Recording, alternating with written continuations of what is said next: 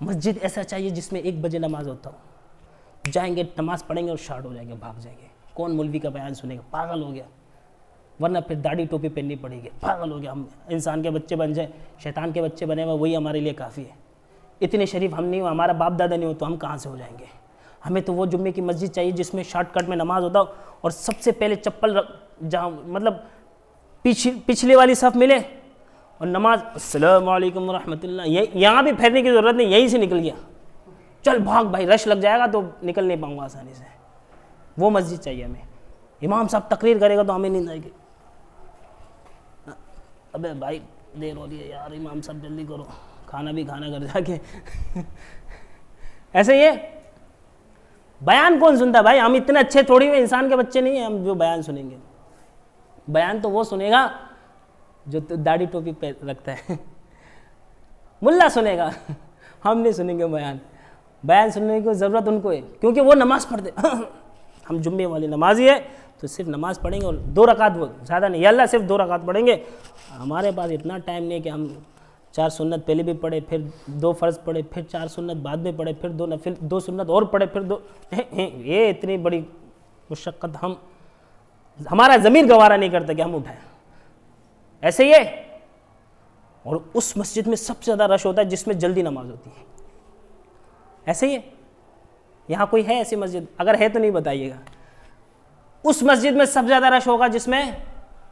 بہت تیزی سے نماز ہوتی ہے، امام صاحب اکیلے 12:30 بجے آ جاتا ہے، بیان کر رہا ہوتا ہے، میرے بھائیو دوستو بزرگوں، سب کچھ اللہ کرتا ہے، میرے بھائیو دوستو بزرگوں نماز پڑھو، ٹھیک ہے نماز، امام صاحب ہو گیا، ہاں نماز پڑھ لیتے، چلو بھائی تکبیر دو، اذان دو، نماز پڑھی، چل پتلی گلی سے شارٹ۔ لیکن ہمارا مزاج ایسا نہیں ہے، ہماری کوشش یہ ہوتی ہے کہ جب ہم ممبر پہ بیٹھے، اگلے کے دماغ میں بات نہیں گھس رہی تو زبردستی گھسائیں گے، ٹھسائیں گے، اگلے سے بولیں گے بول بھائی، سمجھ میں آ رہی ہے؟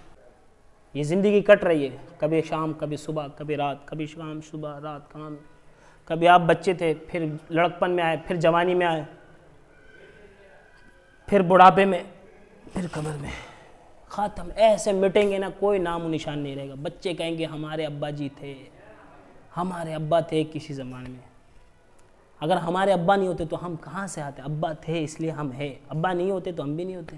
کل کو آپ بھی مر جائیں گے، آپ کے بچے کہیں گے ہمارے ابا تھے اسی لیے ہم ہیں، ہمارے ابا نہیں ہوتے تو ہم بھی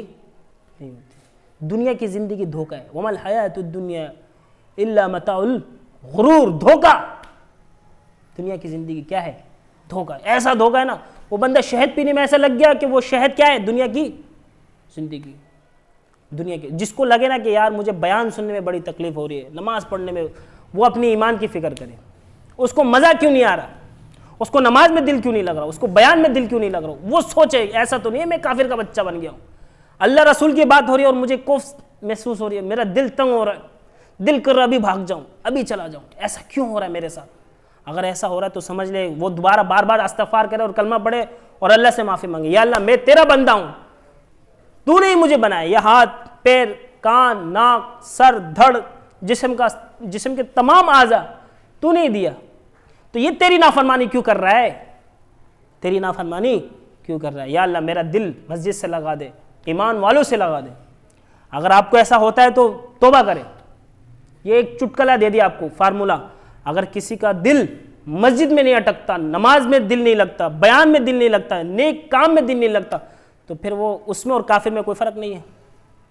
کیوں کافر بھی نماز نہیں پڑھتا وہ بھی نماز نہیں پڑھتا، کافر بھی بیان نہیں سنتا وہ بھی بیان نہیں سنتا، کافر بھی مسجد میں نہیں آتا وہ بھی نہیں آتا ہے۔